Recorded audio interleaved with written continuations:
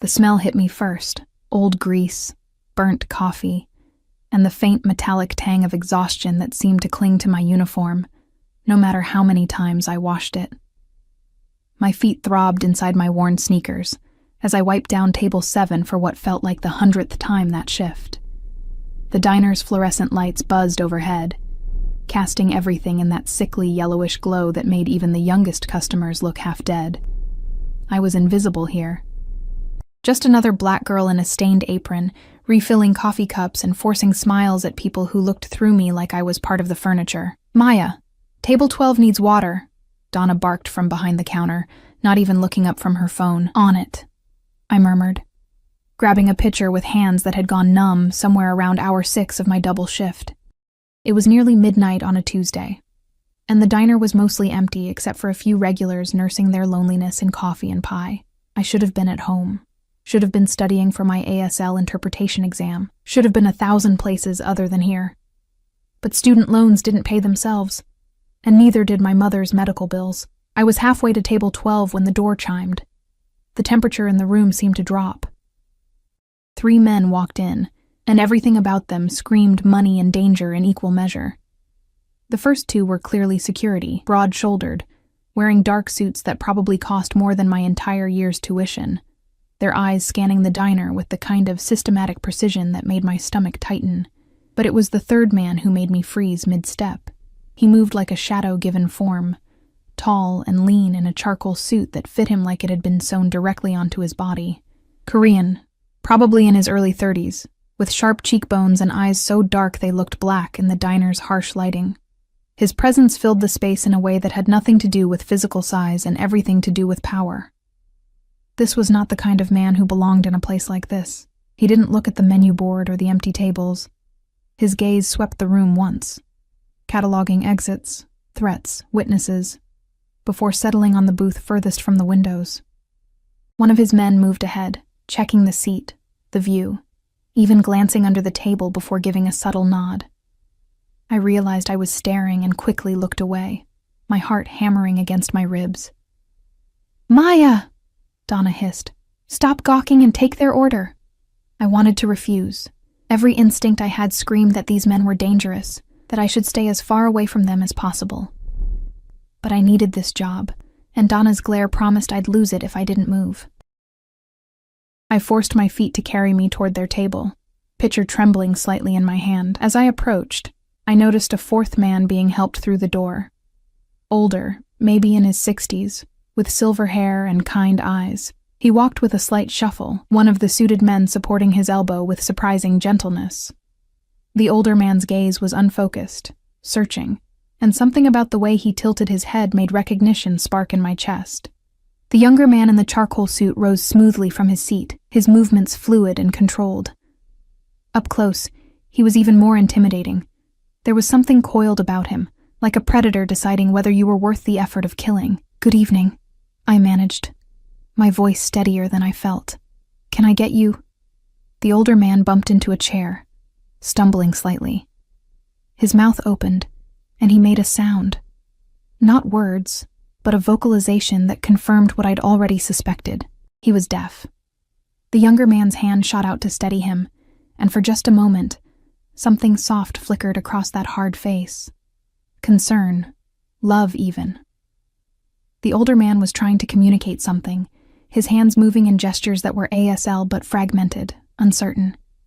He was pointing at me, then at the menu board, frustration creasing his features. Without thinking, my hands moved.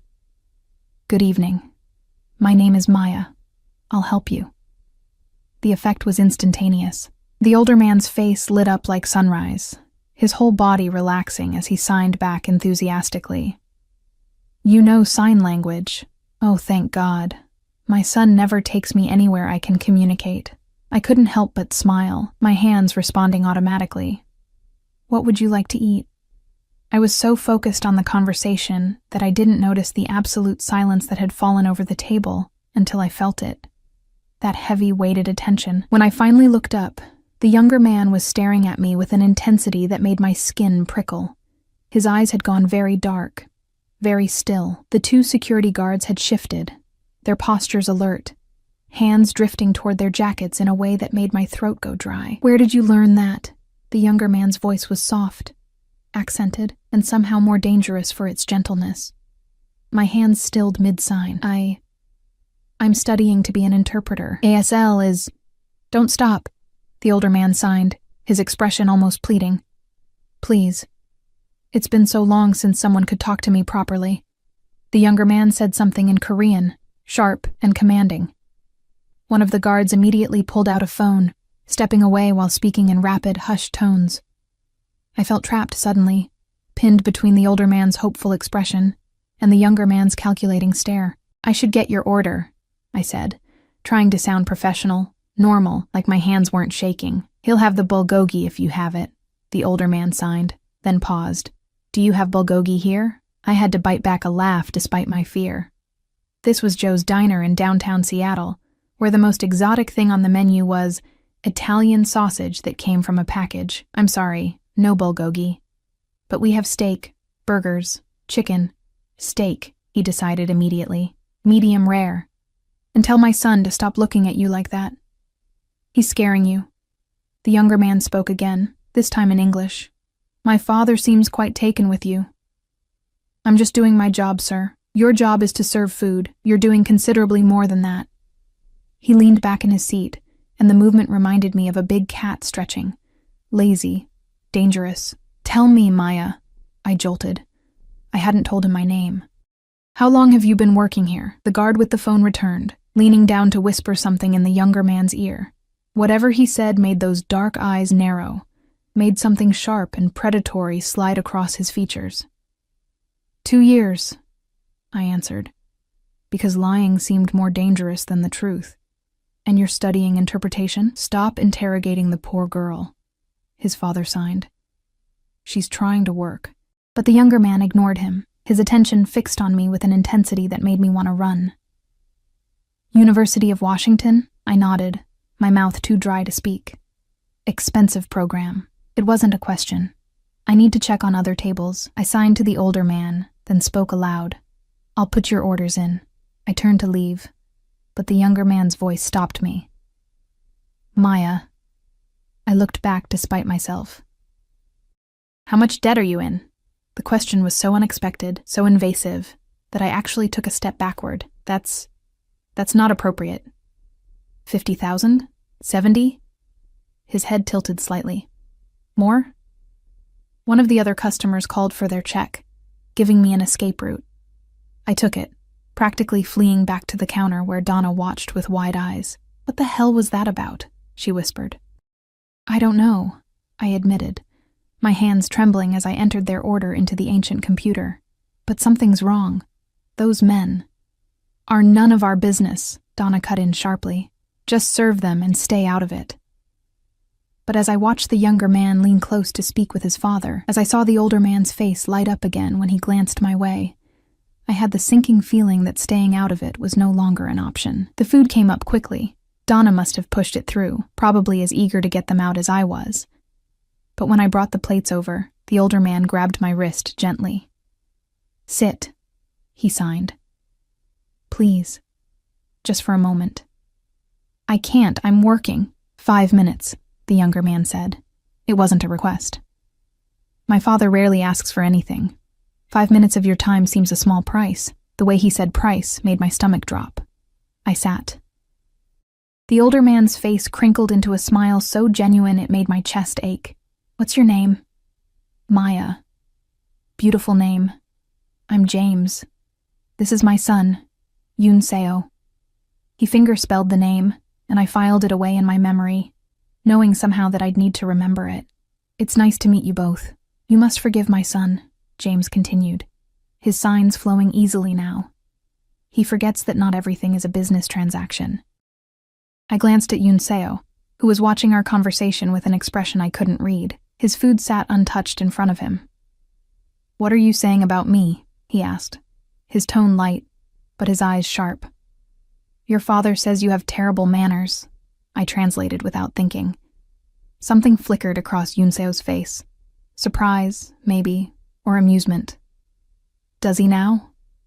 "I like her," James signed to his son. switching so we could both see. She has spirit. I can see that. Now Yunseo's gaze hadn't left my face. Tell me, Maya with spirit, what happened to your mother? I went very still. How do you... You mentioned medical bills earlier. When you were muttering to yourself. He hadn't missed anything, I realized with growing dread. What's wrong with her? Stroke, I heard myself say. 6 months ago. She's in a care facility. Expensive. Yes. And your father? Gone. Since I was 7.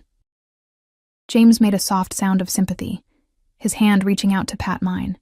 The gesture was so paternal, so unexpectedly kind, that I felt tears prick my eyes. You're alone, he signed. I'm fine. I lied. You're drowning, Yunseo said quietly, and there was something almost gentle in his voice. Working 2 jobs, failing classes because you're too exhausted to study, watching your debt grow while your mother deteriorates in a facility that smells like death and disinfectant. Stop, I whispered. Why? He leaned forward, and I caught a scent, something expensive and clean, cedar and smoke. Because the truth hurts? Because you've been telling yourself that if you just work hard enough, sacrifice enough, it will somehow be okay? You don't know anything about me. I know everything about you. His smile was sharp. I know you're 3 months behind on your rent. I know the care facility sent you a notice last week threatening to transfer your mother to a state facility. I know you've been taking extra shifts, but it's still not enough. It will never be enough. The tears came then, hot and humiliating. Why are you doing this? Because I have a proposition for you. Don't. James signed urgently to his son. She's a good girl. Leave her alone. But Yunseo ignored him. I need someone who can communicate with my father. Someone I can trust. You don't know me. I know enough. And I'm willing to pay off your debts. All of them. Your student loans, your mother's medical bills, your rent. In exchange, you'll stay with my father, help him communicate, keep him company. It was too much, too good, too obviously a trap. What's the catch? The catch, he said softly, is that you'll belong to me. The words hung in the air between us like smoke. She won't do it, James signed frantically. It's not fair to her. But I was already doing the math in my head. No more double shifts. My mother in a good facility, finishing my degree. Freedom.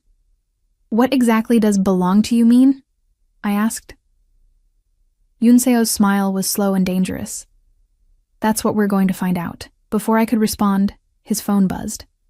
He glanced at it, and something dark crossed his face. He stood abruptly, the guards immediately moving into formation around him. Think about it, he said, pulling out a business card and placing it on the table. Heavy cardstock, embossed with a single phone number. Call me when you've decided. Please don't. James signed to me, his eyes sad. Run far away from us, my son. He's not a good man, but Yunseo had already seen the exchange. He leaned down close to his father, whispering something in Korean that made the older man's face go pale. Then he looked at me one last time. Tick-tock, Maya. Your mother doesn't have much time. He paused at the door. Neither do you. And then they were gone, leaving only the card and a $100 bill for a $40 meal. I stared at the card, my hands shaking. I should throw it away, should forget this ever happened. Instead, I slipped it into my pocket, right next to my heart, and wondered what I'd just agreed to without saying a single word. I didn't call. For 3 days I carried that card in my pocket like a ticking bomb, feeling its weight every time I moved. I worked my shifts at the diner, attended my classes in a fog, and visited my mother in that sterile facility that reeked of industrial cleaner and slow death. She didn't recognize me anymore. Who are you? She asked on the 3rd day. Her words slurred from the stroke, her eyes cloudy with confusion. Where's my daughter? I'm right here, Mama, I whispered, holding her hand. The one that still had feeling, still had warmth. No. Maya's just a baby. You're too old to be my baby. The nurse gave me a sympathetic look as she adjusted my mother's IV. The confusion is getting worse. Dr. Patterson wants to discuss moving her to the memory care unit. How much more expensive is that? Her pause told me everything. I'll have the billing department send you the information. I sat with my mother for another hour, watching her sleep, counting the cost of every breath she took. The ventilator they wanted to put her on, $3,000 a month. The new medications, $800. The memory care unit, I didn't even want to know. When I left, there was an eviction notice on my apartment door. 30 days. I stared at it until the letters blurred, until my neighbor, Mrs. Chen, opened her door and gave me that look. The one that said she'd seen this before, knew how it ended. "You got someplace to go, honey?" she asked gently. I didn't answer. I went inside, locked the door, and pulled out the card. The numbers stared back at me, embossed in silver that caught the dying light filtering through my grimy window. My hands shook as I reached for my phone. What was I doing? I didn't know this man, didn't know what belonged to me really meant. He could be a trafficker, a killer, someone who collected vulnerable women, and my phone rang. Unknown number. My heart stopped, then started again. Too fast. Hello? You've been carrying my card for 3 days. Yunseo's voice was smooth, unhurried. I was beginning to think you'd lost it. How did you? You're standing in your apartment, studio, 9th floor, facing east. There's an eviction notice on your door, and you've been staring at my card for 17 minutes. I spun around, searching for cameras, for any sign of surveillance. The window. Was someone watching from another building?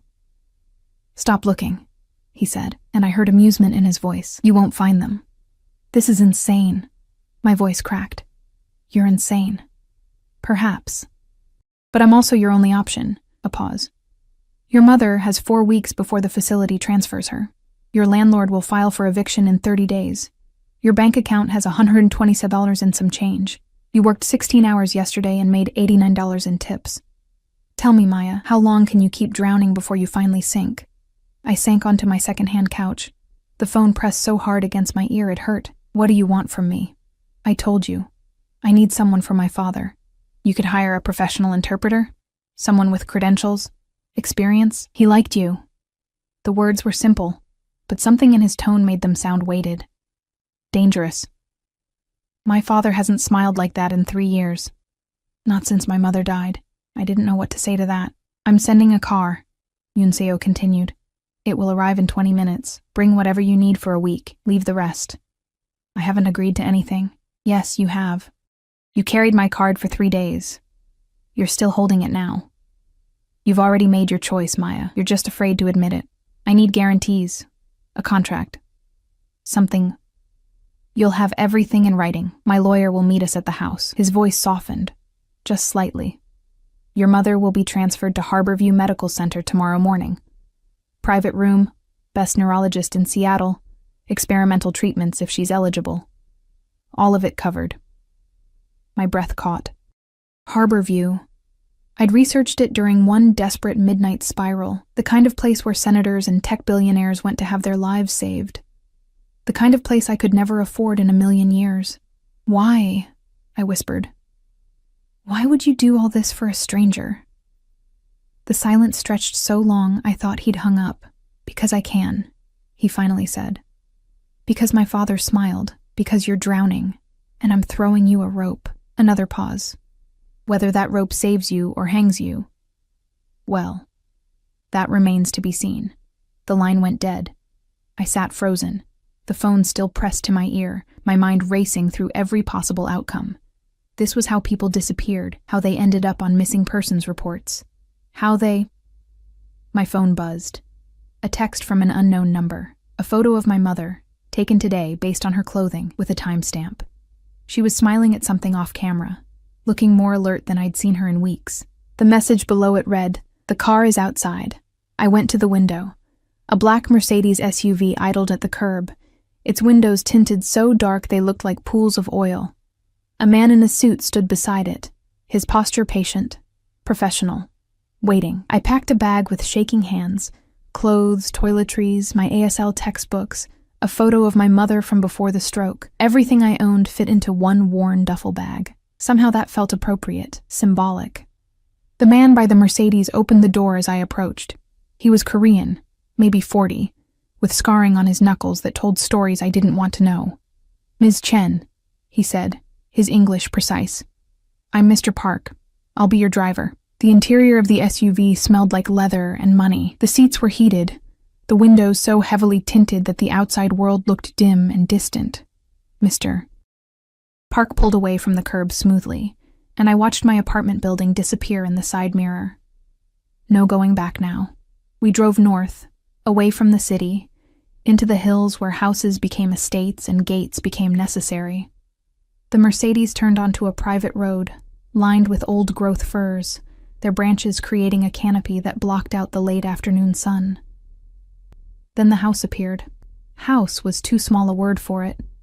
The place was a compound, ultra-modern architecture of glass and steel and dark wood that seemed to grow out of the hillside. Floor-to-ceiling windows reflected the surrounding forest, making it hard to tell where the building ended and nature began. The gate opened silently as we approached. 3 more men in suits materialized from somewhere, all of them moving with that same coiled precision I'd noticed in the diner. One of them opened my door. "Welcome, Ms. Chen." This one was younger, maybe mid-20s, with kind eyes that seemed wrong on someone with a gun visible beneath his jacket. "I'm David. I'll show you to your room." The interior was even more stunning than the exterior, all clean lines and expensive minimalism, with art on the walls that I suspected cost more than my entire life. The floors were heated marble, the ceilings soaring, and everything was positioned to take advantage of the view. Endless forest, and, beyond it, a glimpse of Puget Sound. "Mr. Kang is in a meeting," David said as he led me through hallways that seemed to go on forever. "He'll speak with you when he's finished. In the meantime, you should rest. Dinner is at 7. My room was on the 2nd floor, a suite, really, with a bedroom bigger than my entire apartment had been, a bathroom done in Italian marble, and a walk-in closet that echoed when I stepped inside. The bed was enormous, covered in silk sheets that probably cost more than my monthly rent. Floor-to-ceiling windows overlooked the forest, and I could see the Sound glittering in the distance. A cage, I thought. A beautiful, expensive cage. On the dresser sat a folder. I opened it with trembling hands. Contract. 30 pages of legal jargon that made my head spin. But certain phrases jumped out. Duration. 1 year. Renewable compensation. $150,000 annually. Plus room and board duties. Interpretation services. Companionship for James Kang. Availability as needed. Termination clause. Either party may terminate with 30 days' notice, except... I stopped. Read that last part again. Except in cases where termination would endanger the employee or client family members. In such cases, protective custody may be required for the safety of all parties. "What the hell does that mean?" I muttered. "It means," a voice said from the doorway, making me jump, "that once you know certain things about my family, you can't simply walk away." Yunseo stood there, having changed from his suit into dark slacks and a black cashmere sweater that probably cost more than my car. He looked different here, on his own territory, more relaxed, but somehow more dangerous for it. "You're saying I'll be a prisoner. I'm saying you'll be protected." He moved into the room with that predatory grace, and I found myself backing up until my legs hit the bed. "There are people who would hurt you to get to me, Maya. People who would use you, break you, leave you bleeding in an alley somewhere. Once you're part of my household, you become my responsibility, my liability. My property?" His smile was sharp. "If you like. And if I refuse to sign, then Mr. Park will drive you home. Your mother will stay where she is. Your eviction will proceed, and in 6 months, maybe a year, I'll read about you in the obituaries. Another statistic, another sad story of potential wasted." He was so close now I could smell that cedar and smoke scent again. Could see the flecks of gold in his dark eyes. "Or," he continued softly, "you can sign. Your mother gets harbor view. Your debts disappear. You finish your degree. And all you have to do is talk to an old man who's lonely and make sure he takes his medication. That's not all, though, is it?" "No." His hand came up, fingers ghosting along my jaw without quite touching. "But the rest? We'll negotiate as we go." A knock at the door saved me from having to respond. David appeared, his expression carefully neutral. "Sir, your father is asking for dinner. He wants to know if Ms. Chen will be joining you." Yunseo stepped back, and I could breathe again. "Tell him yes. Give us 10 minutes. When David left, Yunseo turned back to me. "Sign the contract, Maya. I promise you, it's the least dangerous thing you'll do tonight." He left me alone with the papers and a pen that probably cost more than my textbooks. I read the contract 3 more times, looking for loopholes, traps, ways out. Found nothing but legal language and impossible promises. My phone buzzed. Another photo of my mother, this time with a doctor I recognized from the Harborview website. She was sitting up, actually sitting up, having what looked like a real conversation. The text below: "She's already there. The best care money can buy. All you have to do is sign." I signed. The pen felt heavy in my hand, and my signature looked like a stranger's. Maya Chen, agreeing to sell a year of her life to a man she didn't know, for reasons she didn't understand. When I came downstairs, following the sound of voices, I found a dining room that could have seated 20, but held only 3 place settings. James was already seated, and his face lit up when he saw me. "You came," he signed enthusiastically. "Yunseo said you might, but I wasn't sure." "Of course I came," I signed back, trying to smile. How could I refuse such a kind invitation? Yunseo watched our exchange from the head of the table, a glass of wine in his hand. "What are you saying?" "Your father is happy I'm here," I translated. "And are you?" "Happy?" I looked at the table laden with food. Korean dishes I didn't recognize, prepared by what must have been a professional chef.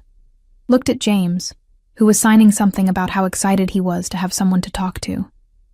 Looked at Yunseo, whose dark eyes held secrets and promises and threats in equal measure. "I'm here," I said. "That's all that matters." His smile was slow and sharp. "For now." Dinner was surreal. James signed constantly, telling me stories about Korea, about Yunseo as a child, about his late wife.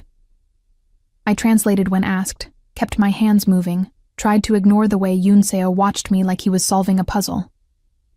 "My father says I was a difficult child," Yunseo said at one point, amusement coloring his voice. "Is that what he said?" I said. "You were impossible," James corrected, grinning, "always getting into fights, always thinking you knew better than everyone." "Some things don't change," I murmured, then caught myself. Yunseo's eyebrow rose. "Did you just insult me?" I translated what your father said. "You added commentary." "Did I?" I met his gaze, felt that same dangerous pull. My mistake. James laughed silently, his whole body shaking with mirth. "I like her," he signed to his son. "Don't break her." Something dark flickered across Yunseo's face. "I'll try." After dinner, James hugged me goodnight, an unexpected gesture that made my throat tight, and was escorted away by one of the guards. Then it was just Yunseo and me in that enormous dining room. "Your room is ready," he said. "David will show you anything you need." "That's it? I just go to sleep? Unless you'd prefer to stay up with me." His smile was dangerous. "I have paperwork to finish. You could keep me company." Every instinct screamed to refuse, to run upstairs and lock myself in that gilded cage. Instead, I heard myself say, "Okay." His surprise was evident, just for a moment, before that mask of control slipped back into place. "Interesting choice," he murmured, and I wondered, not for the first time, exactly what I'd just agreed to. Yunseo's office was on the 3rd floor, accessible only by a private elevator that required both a keycard and a fingerprint scan. The precautions should have terrified me. Instead, I found myself cataloging every detail. The cameras in the corners, the reinforced door, the way his hand hovered near the small of my back without quite touching as he guided me inside. The room itself was a study in contradictions. One wall was entirely glass, overlooking the forest and the dark water beyond. The others were lined with books, some in English, many in Korean, a few in languages I didn't recognize. His desk was massive, made of dark wood that gleamed under recessed lighting, and covered with papers, laptops, phones, too many phones. "Sit," he said, gesturing to a leather chair across from his desk. I sat, hyper-aware of how the chair seemed to swallow me, how small I felt in this space that was so clearly his domain. He poured 2 glasses of something amber from a crystal decanter. "Do you drink?" "Not usually. Tonight you do." He handed me a glass, his fingers brushing mine deliberately. "You'll need it." The whiskey burned going down, but it was smooth, expensive. nothing like the cheap vodka I'd shared with roommates in undergrad. Yunseo settled behind his desk, loosening his collar just slightly. The gesture made him look almost human. Almost. "Tell me about your father," he said. I blinked. "What?" "Your father. You said he left when you were 7. Tell me why." "That's none of your business. Everything about you is my business now, Maya." He leaned back in his chair, studying me. "You signed the contract. That means I need to know who you are, what makes you vulnerable, what could be used against you." "Used against me by whom?" His smile was cold. "By my enemies, by people who would see hurting you as a way to hurt me, by anyone who realizes that you've become—" He paused, choosing his words carefully.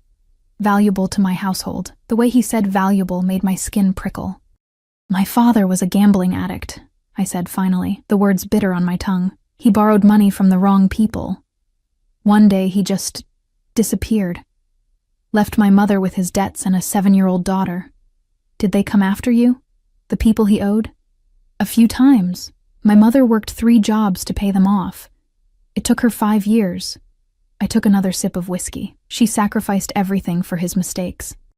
And then she had the stroke, and I realized I was doing the exact same thing. Sacrificing everything, drowning in debt, destroying myself to fix problems that weren't mine. And now you're here." Yunseo's gaze was intense, unwavering, trading one kind of debt for another.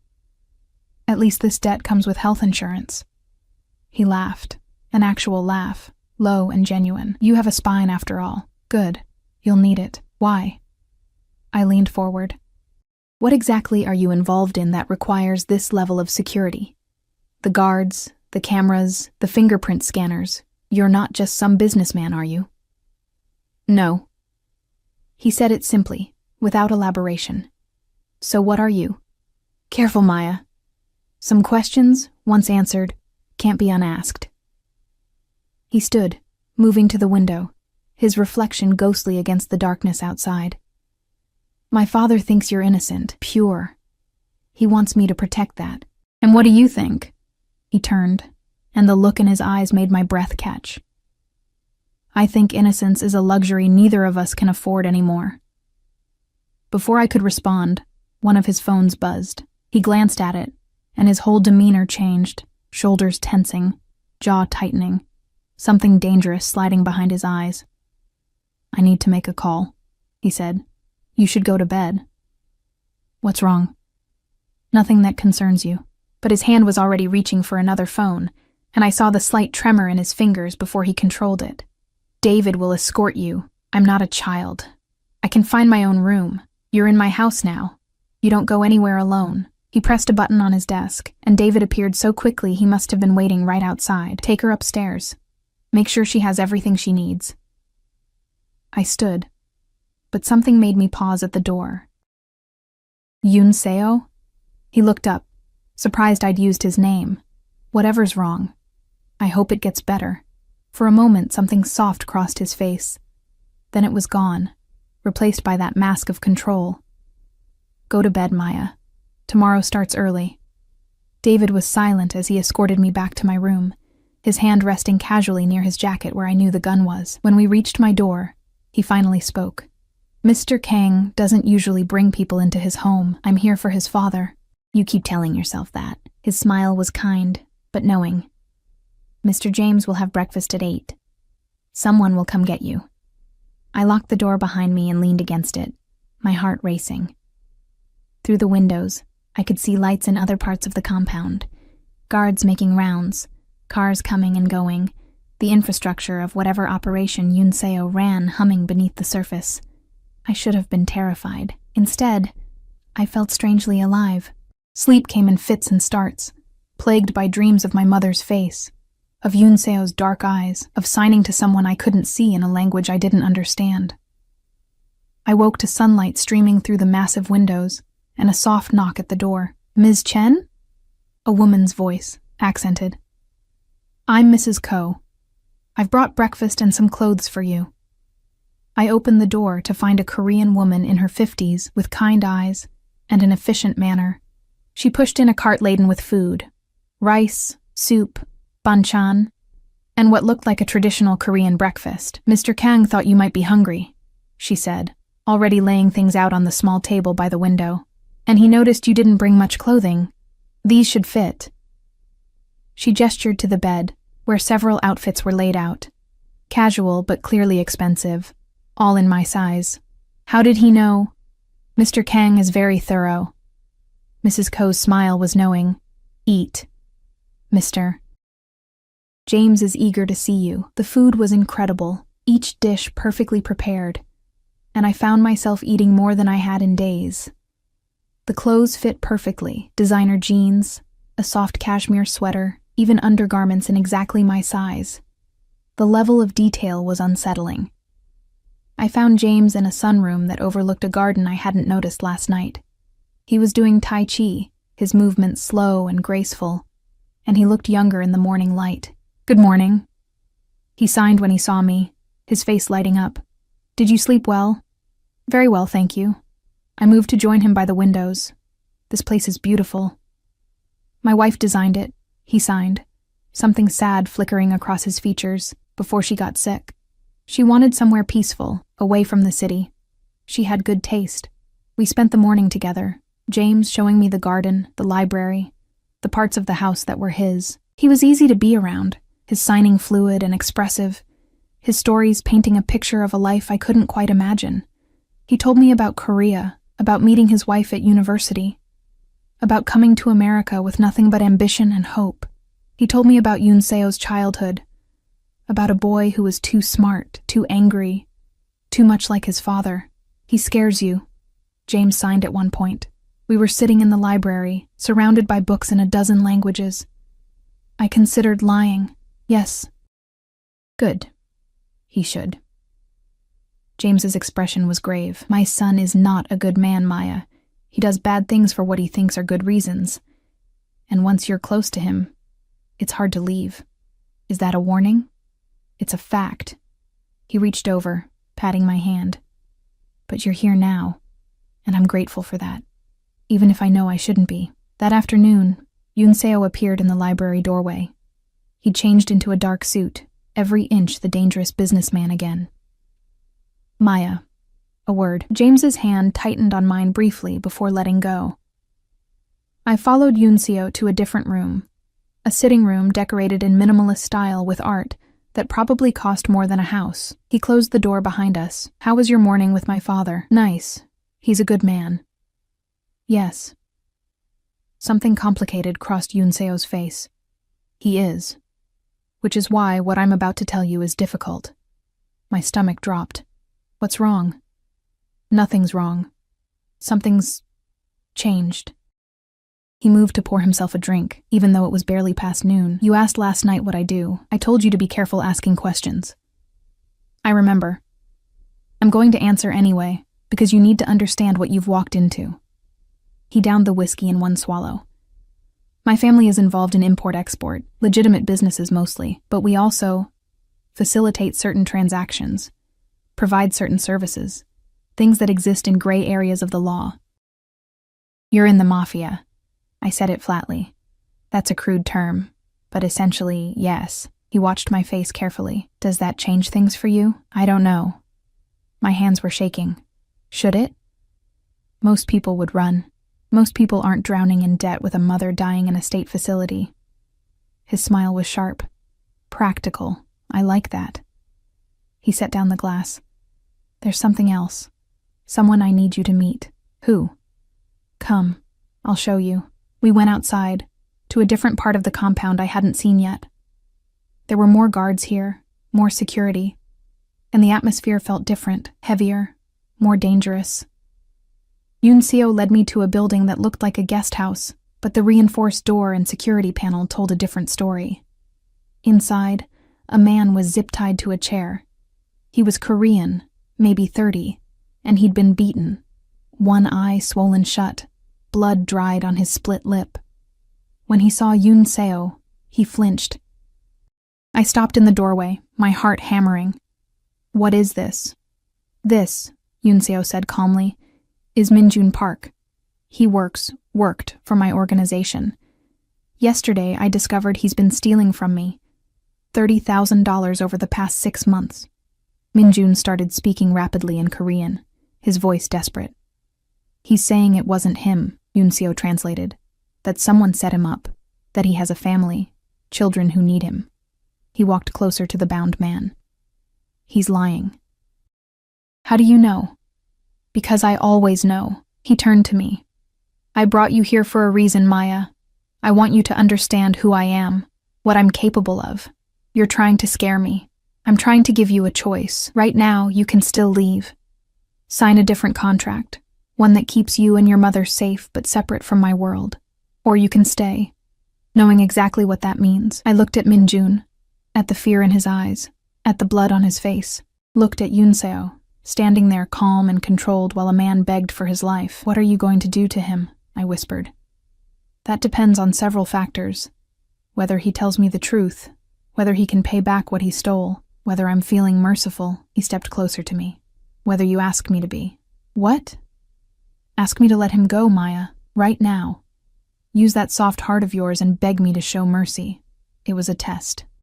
I could see it in his eyes, in the way he watched me with that predatory intensity. Minjun was sobbing now, words spilling out in Korean that I couldn't understand. Please, I said quietly. Please don't hurt him. Yunseo's expression didn't change. Why should I listen to you? Because... I struggled for words. Because everyone deserves a second chance. Because maybe he's telling the truth about his family. Because mercy is stronger than cruelty. Mercy is weakness. No. I met his gaze. Mercy is a choice. Cruelty is easy. Anyone can hurt someone weaker than them. It takes real strength to show compassion. The silence stretched between us, heavy and charged. Then Yunseo pulled out his phone, made a call, spoke in rapid Korean. When he hung up, he looked at me with something I couldn't quite name. He'll be released. After he pays back double what he stole. If he fails, or if I find out he lied about anything, he dies. He moved closer to me. And that blood will be on your hands, Maya. Because you asked me to be merciful. I can live with that. Can you? His hand came up, fingers ghosting along my cheek. We'll see. We left Minjun there, still zip-tied but alive. As we walked back to the main house, Yunseo was quiet, thoughtful. My father was right about you, he said finally. What did he say? That you'd be my conscience if I wasn't careful. He stopped walking, turned to face me. I don't want a conscience, Maya. I want... His phone rang. He answered it, his face going very still as he listened. Then he looked at me, and something in his expression made my blood run cold. Get inside, he said quietly. Now. What's wrong? Someone knows you're here. Someone who shouldn't. He was already moving, already making more calls, and guards were appearing from everywhere. We need to get you somewhere safe. I don't understand. He grabbed my arm, not gently, pulling me toward the house. Your father's debts, the people he owed. They're not gone, Maya. They've been waiting. And now they know you're under my protection. How would they? Because someone told them. His jaw was tight. Someone in my organization. Someone who wants to use you to get to me. We were running now, David and 2 other guards flanking us. The house loomed ahead, and I could see more men taking up positions, weapons appearing. What's going to happen? I gasped. Yunseo pulled me inside, into an elevator I hadn't seen before, one that went down instead of up. That depends, he said as the doors closed, on how much you're worth to them. The elevator descended into darkness, and I realized with cold certainty that I'd made a terrible mistake. I'd thought I was trading one cage for another. I hadn't realized I was trading safety for war. The elevator opened into a bunker. There was no other word for it. Reinforced concrete walls, multiple computer screens showing security feeds from every angle of the compound, a weapons locker that made my stomach turn, and a communications setup that looked like something from a spy movie. Stay here, Yunseo commanded, already moving to the screens. Don't touch anything. Don't leave this room. You can't just lock me down here. I can, and I will. He was typing commands into a computer, and I watched the security feeds shift, Zoom, refocus. David, stay with her. Shoot anyone who tries to get through that door who isn't me or my father. David nodded, his hand already on his weapon. I grabbed Yunseo's arm before he could leave. Tell me what's happening, please. For a moment, his mask cracked, and I saw something underneath. Fear, maybe, or fury so tightly controlled it had turned to ice. Your father didn't just borrow from loan sharks, Maya. He borrowed from the Jade Dragon Triad. When he disappeared, they marked the debt as unpaid. Your mother paid some of it, but not enough. They've been watching you for years, waiting for you to become valuable enough to collect. My legs went weak. That's impossible. My mother paid them. She paid the interest. The principal is still outstanding. $140,000, compounded over 18 years. His hands gripped my shoulders. And now you're living in my house, wearing my clothes, under my protection. To them, that makes you a bargaining chip. Either I pay your father's debt, or they take you and make me pay anyway. This is insane. This is the world you walked into when you signed that contract. He released me, already heading for the door. David keeps you safe. That's all that matters. Then he was gone, and I was alone with a man holding a gun in an underground bunker while my father's ghost came back to haunt me. David gestured to a chair. You should sit, Ms. Chen. I should help. You'd be a liability up there. Mr. Kang knows what he's doing. I sat, watching the security feeds with growing horror. Men were approaching the compound, 6 of them that I could see, maybe more in the shadows. They moved with military precision, spreading out to cover all angles. On one screen, I saw Yunseo emerge from the house with 8 of his men. He looked calm, controlled, hands loose at his sides. But I could see the tension in his shoulders, the way his men positioned themselves in a protective formation. The audio crackled to life. Kang Yunseo. The voice was heavily accented, speaking English. We come to discuss a debt. There is no debt between us, Chen Wei. Yunseo's voice was cold. The girl is under my protection. That makes her my concern, not yours. Her father's debt died with him. Or should have if you had any honor. I heard someone laugh, harsh and mocking. Honor? From the man who built his empire on blood and betrayal? Your father would be ashamed. Something flickered across Yunseo's face on the screen. Leave. Now, before this becomes a problem neither of us wants. Give us the girl. We'll forgive the debt, walk away clean. You keep your honor, we keep ours. No. The word was flat, final. Then we take her. Everything happened at once. Gunfire erupted on the screens, not from Yunseo's men, but from the forest beyond. Suppressed shots, professional, calculated. 2 of the Triad members went down before they could even raise their weapons. Yunseo and his men had already taken cover, returning fire with brutal efficiency. I watched, transfixed and horrified, as the compound turned into a war zone. They were waiting, David murmured beside me. Mr. Kang knew they'd come armed. He had counter-snipers positioned since this morning. He knew? I turned to him. He knew this would happen? He suspected. The moment you signed that contract, he started preparing.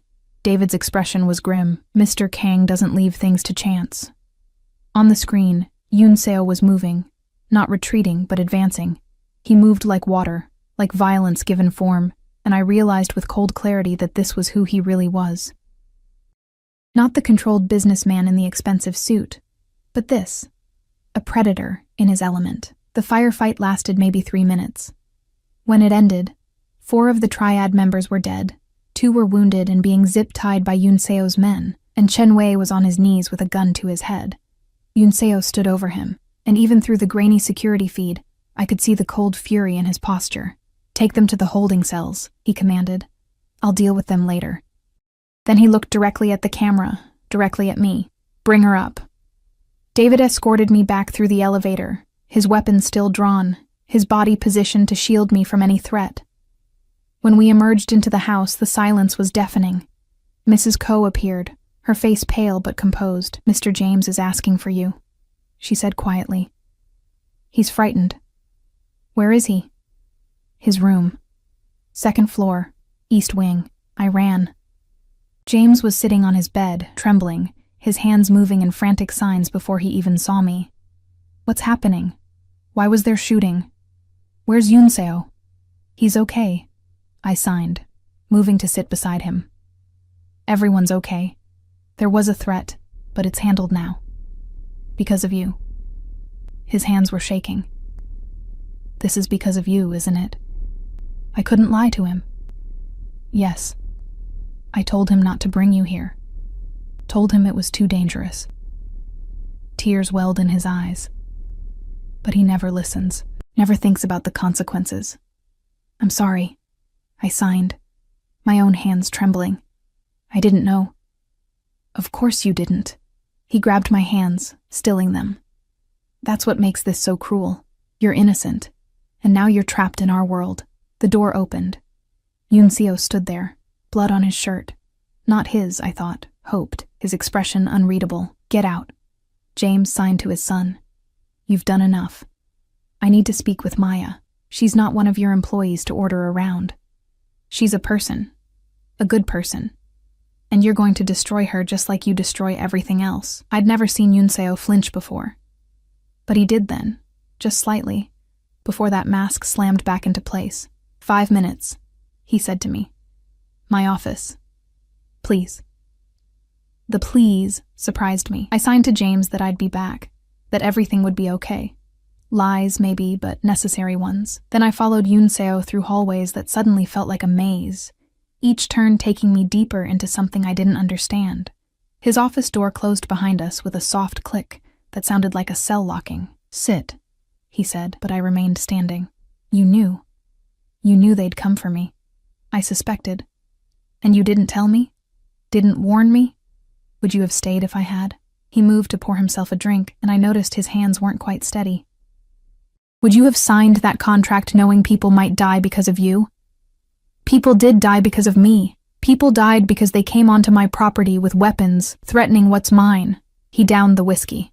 That's on them, not you. I'm not yours. Yes, you are. He set down the glass carefully, too carefully. The moment you signed that contract, the moment you ate at my table, the moment you smiled at my father, you became mine to protect, mine to keep safe. Mine. The possessiveness in his voice should have terrified me. Instead, it sent heat curling through my stomach. This is insane, I whispered. Yes. He moved closer, and I could smell gunpowder mixed with that cedar scent. Welcome to my world, Maya, where debts never die, where innocence is a liability, where the only thing that matters is power and who wields it. I want to leave. No, you don't. He was so close now I could see flecks of someone else's blood on his collar. You want to run. That's different. Running is fear. Leaving is choice. And you're not choosing to leave. How do you know? Because if you wanted to leave, you wouldn't be here right now. You'd be in David's car, heading back to your apartment and your dying mother, and your suffocating debt. His hand came up, fingers tracing my jaw with devastating gentleness. But you're here, in my office, arguing with me. Which means part of you wants to stay. You're delusional. Am I? His thumb brushed my lower lip, and I hated how my breath caught. Then why are you shaking? Why is your pulse racing? Why haven't you pulled away? Because he was right. God help me. He was right. What do you want from me? The question came out broken. Everything. He said it simply, like it was obvious. Your time, your loyalty, your trust. Eventually. His eyes darkened. Everything else too. I'm not some prize to be won. No. You're a complication I didn't plan for. A weakness I can't afford. A liability that makes me vulnerable. He leaned in, his lips brushing my ear. And I'm keeping you anyway. A knock at the door shattered the moment. David's voice. Sir. Chen Wei is talking. You need to hear this. Yunseo pulled back, his expression shifting instantly to cold control. Stay here. Don't leave this room until I come back. I'm not a prisoner. Yes, you are. He was already at the door. You just haven't accepted it yet. He left me alone in that office, my heart racing, my hands shaking, my mind spinning with everything that had happened. I should leave. Should run like he said, get as far away as possible. Instead, I found myself at his desk, looking at the papers scattered there. Most were in Korean, but some were in English. Shipping manifests, financial reports. Nothing obviously illegal, but nothing obviously legitimate either. Then I saw it. A file folder, labeled with my name. Inside were photos of me at work, at school, visiting my mother. Bank statements, medical records, even my college transcripts. Everything about my life, compiled with terrifying thoroughness. And at the bottom, a photo I'd never seen before. My father, younger, standing next to a Korean man I didn't recognize. They were both smiling, arms around each other's shoulders. The Korean man was older, but the resemblance was unmistakable. It was James. My hands went numb. The photo fell to the desk. Yoonseo's voice came from behind me. I was going to tell you. I spun around. He stood in the doorway, his expression carefully neutral. Tell me what? That you've been stalking me? That you have files on my entire life? That... I grabbed the photo, holding it up with shaking hands. That my father knew yours? They were friends. Before your father's addiction got bad.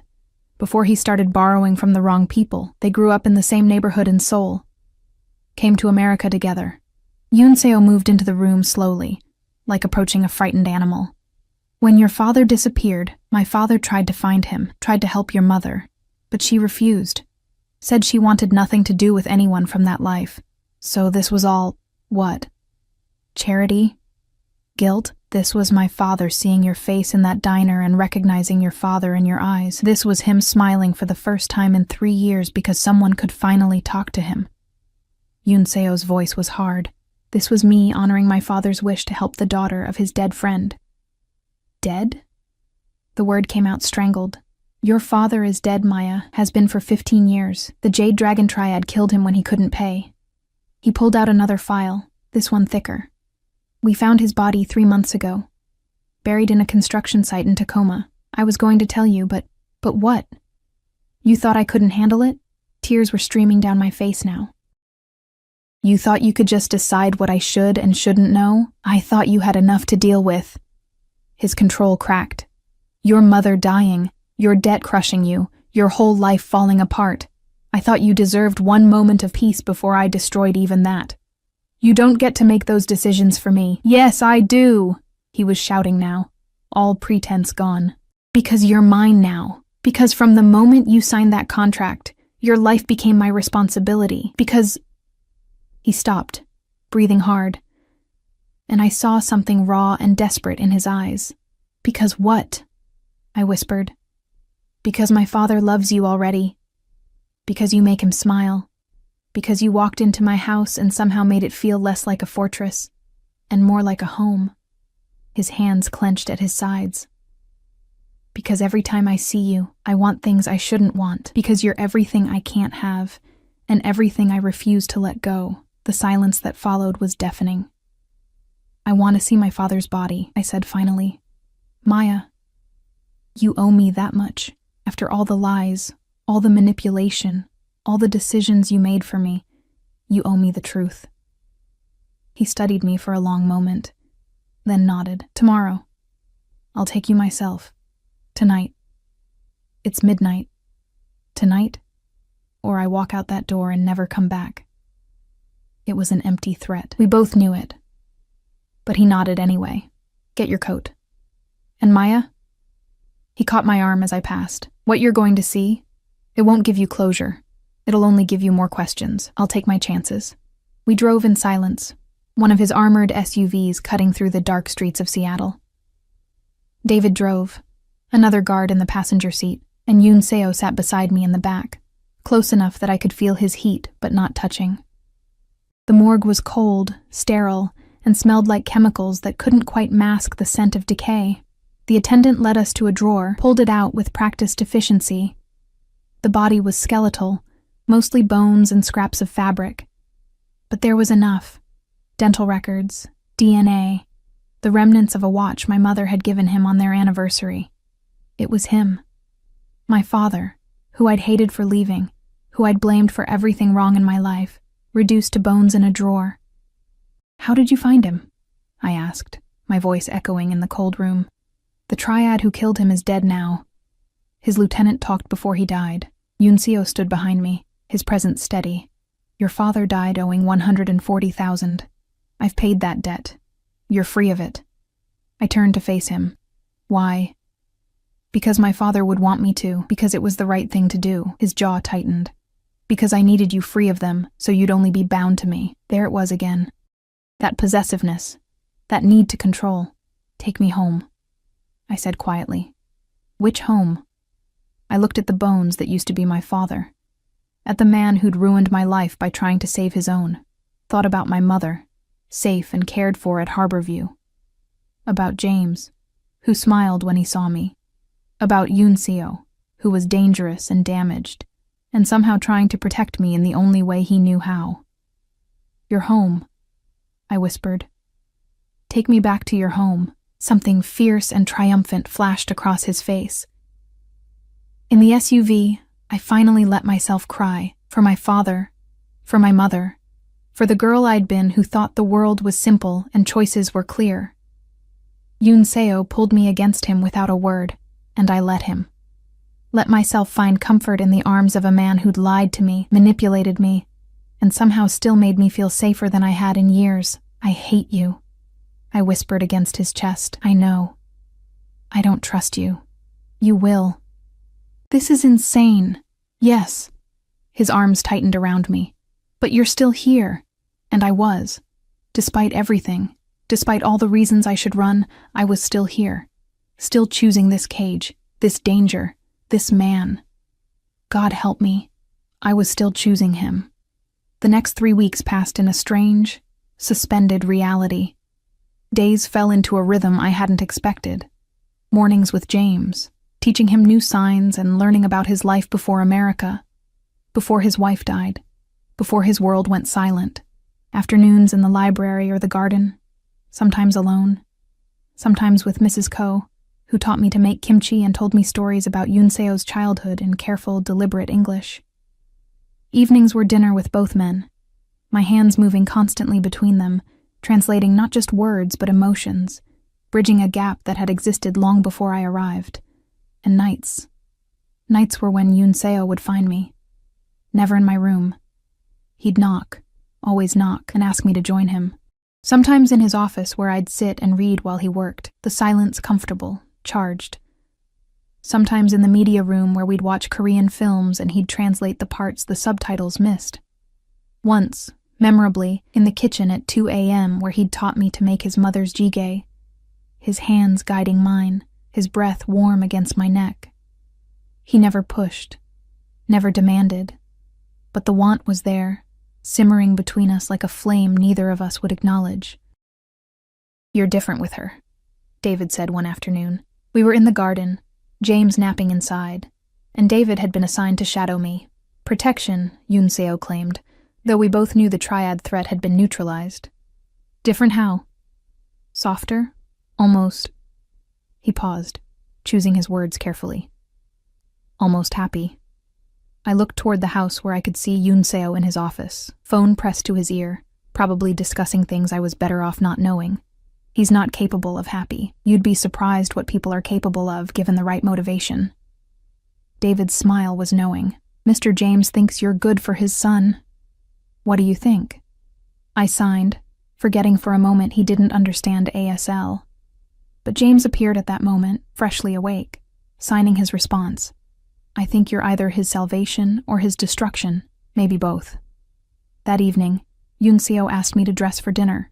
We're having guests, he said, standing in my doorway in a suit that probably cost more than my old car. Business associates. I need you there. I'm not part of your business. You're part of my household. That makes you part of everything. He gestured to the closet where I found a dress I'd never seen before. Deep emerald silk that hugged every curve, elegant and expensive. Wear this. And Maya? His eyes darkened. Stay close to me tonight.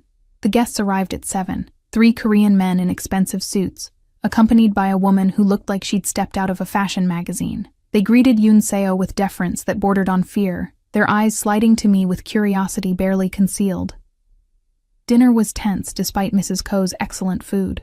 The conversation flowed in Korean, occasionally switching to English when they remembered I was there. I sat beside Yunseo, hyper-aware of his hand resting on the back of my chair, his thumb occasionally brushing my shoulder blade. Claiming me, I realized, showing ownership. "Your interpreter is quite beautiful," one of the men said in English, his smile oily. "Where did you find her?" "She's not my interpreter." Yunseo's voice was cold. "She's here for my father." "Of course. Still, such a rare find. A black woman who knows Korean Sign Language. You always did have exquisite taste." James, who'd been quiet until then, signed something sharp and angry. I translated automatically. "He says I'm a person, not a collector's item, and if you speak about me like that again, he'll ask his son to remove your tongue." The silence was absolute. Then Yunseo laughed, genuinely laughed, and said something in Korean that made his father grin, and the guests shift uncomfortably. After they left, Yunseo found me on the terrace, staring out at the dark water. "You didn't have to translate that," he said, leaning against the railing beside me. "He asked me to. My father is getting bold in his old age. Your father sees people as people. Maybe you should try it sometime." "I do see people as people." He turned to face me.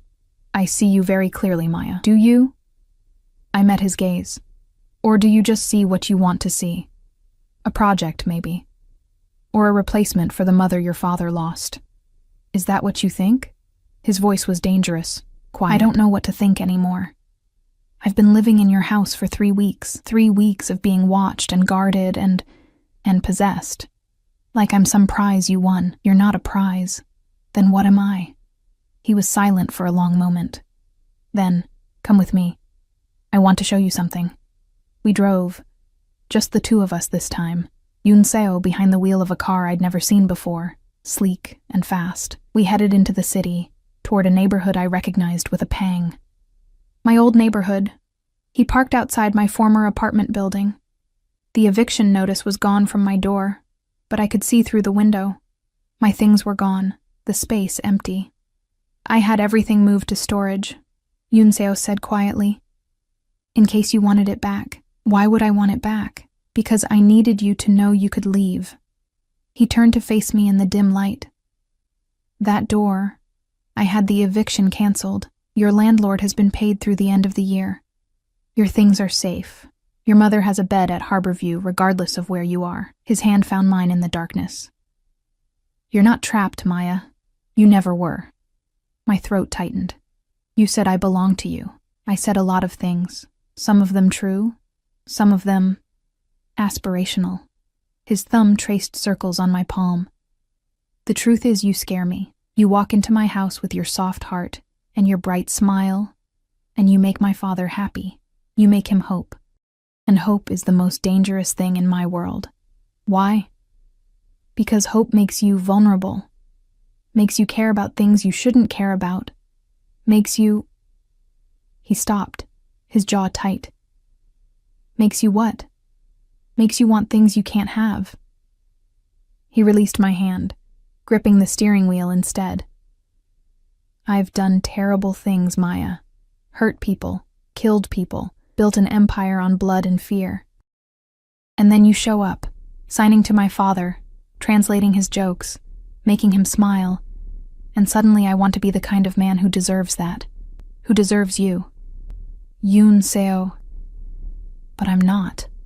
I'm the man who stalked you for weeks before approaching you, who manipulated your debt to make you desperate, who brought you into my world knowing it would destroy your innocence." His laugh was bitter. "My father was right to warn you. I ruin everything I touch." I should have agreed. Should have taken the out he was offering, gone back to my empty apartment and my simple life. Instead, I leaned across the console and kissed him. He froze for a heartbeat, then his hands were in my hair, pulling me closer, kissing me back with a desperation that stole my breath. He tasted like whiskey and danger, and something desperately, achingly human. When we finally broke apart, we were both breathing hard. "This is a mistake," he whispered against my lips. "Probably. You should leave. Should get as far away from me as possible." "I know. Maya, take me home," I said. "To your home.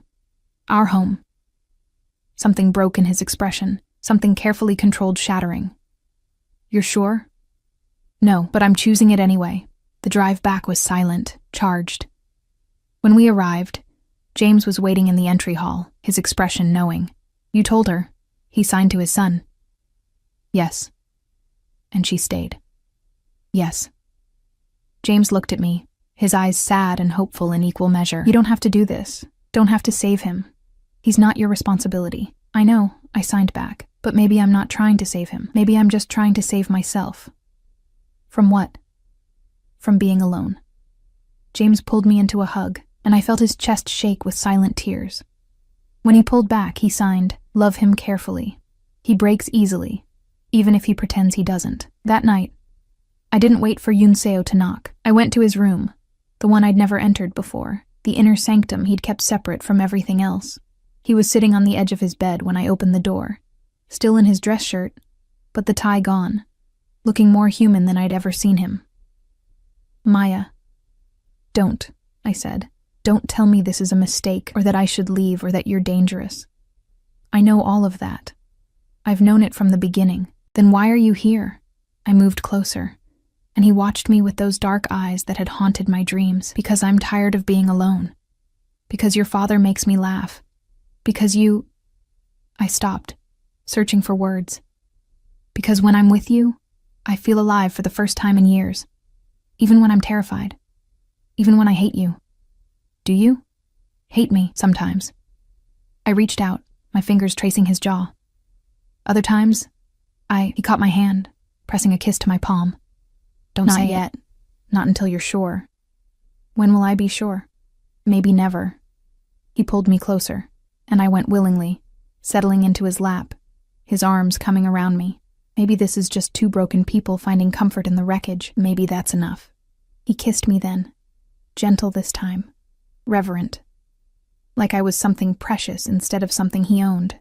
And when he laid me back against his sheets, when his hands learned the shape of me and mine, learned the scars he kept hidden, it felt less like possession and more like surrender.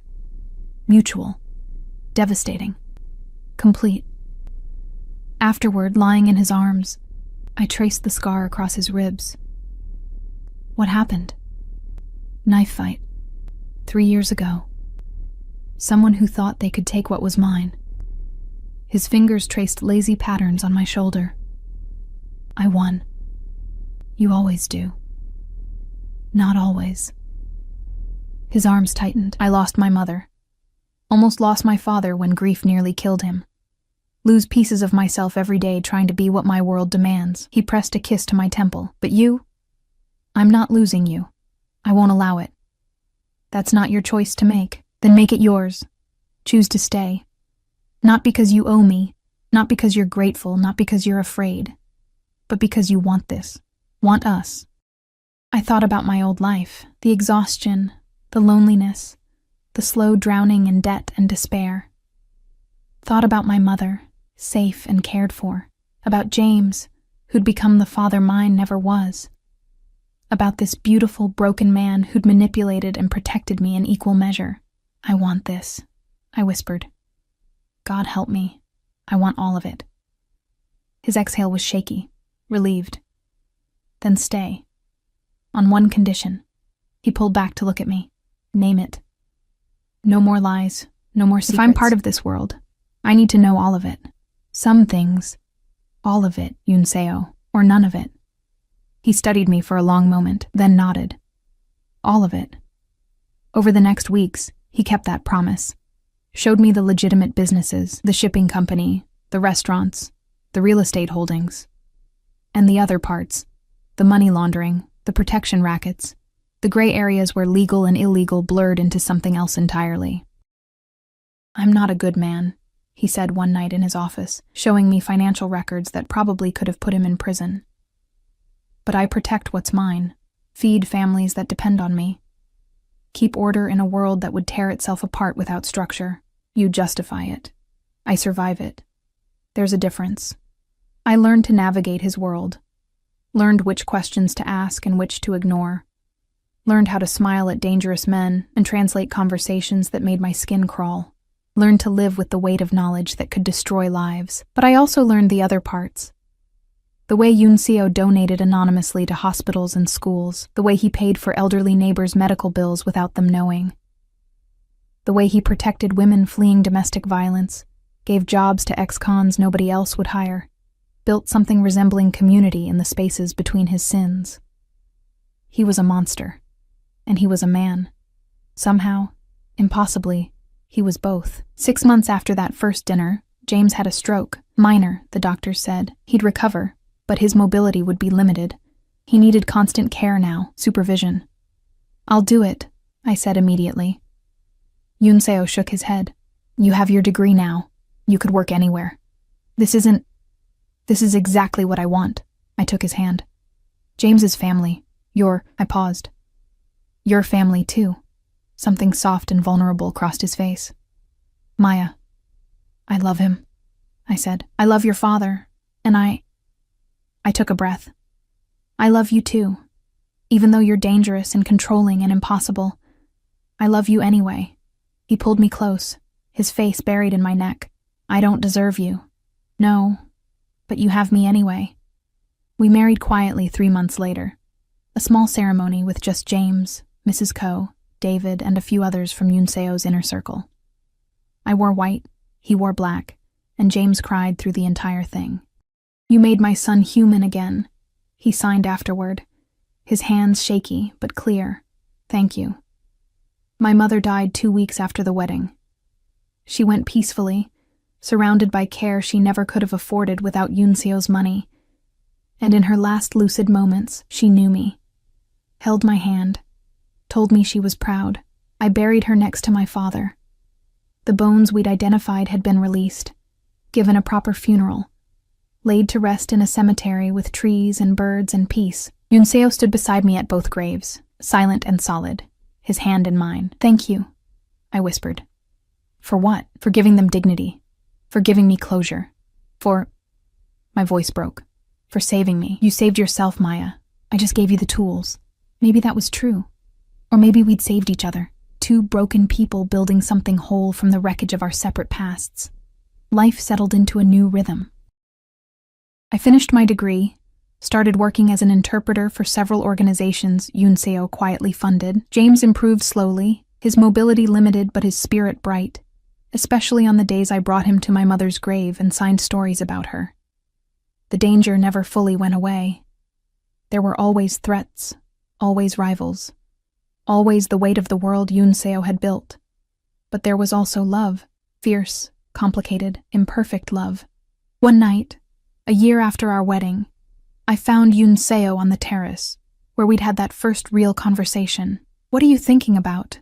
I asked, sliding into his arms. How 3 years ago I was eating in a cheap diner and a beautiful woman started signing to my father. His arms tightened around me, how that moment changed everything. "Regret it?" "Never." He kissed my temple. "You're the best mistake I ever made." "I'm not a mistake. No. You're my miracle." He turned me to face him, his expression serious. "I have something for you." He handed me a folder. Legal documents, adoption papers. "What is this?" "James wants to officially adopt you. Make you his daughter legally, not just emotionally." Unseo's smile was soft. "He says you gave him his voice back. The least he can do is give you a family name you can be proud of." I read through the papers with tears streaming down my face. "Kang Maya? If you want it." I thought about my father, buried under his own name, about my mother, who'd sacrificed everything for his mistakes, about the girl I'd been, exhausted, drowning, invisible, and about the woman I'd become, loved, protected, seen. "I want it," I whispered. James signed the papers the next day, his hands steady, his smile bright. And when it was official, when I was legally his daughter and Unseo's wife, he pulled me into a hug that smelled like soap and safety. "Welcome home," he signed. My daughter, my family. That night, in bed with Unseo, I finally felt it. The thing I'd been chasing my whole life. Peace. Not the absence of danger or fear or complication, but the presence of something stronger. Love, belonging, home. "What are you smiling about?" Yunseo murmured, pulling me closer. "I was just thinking. I spent so long drowning, trying to stay afloat, fighting to survive." I looked at him. This dangerous, beautiful man who'd terrified and saved me. "I never realized that sometimes you have to sink all the way to the bottom before someone can pull you up. And have you been pulled up?" I kissed him, slow and deep, and full of every emotion I couldn't name. "No, we pulled each other up. Together." Outside, the forest whispered in the wind. The house settled around us, full of ghosts and futures, and the weight of choices made. And somewhere in the East Wing, James slept peacefully, knowing his son had finally found something worth protecting more than power. Worth protecting more than anything, a family. Broken, imperfect, built from wreckage and second chances. But ours. Finally, impossibly, beautifully ours.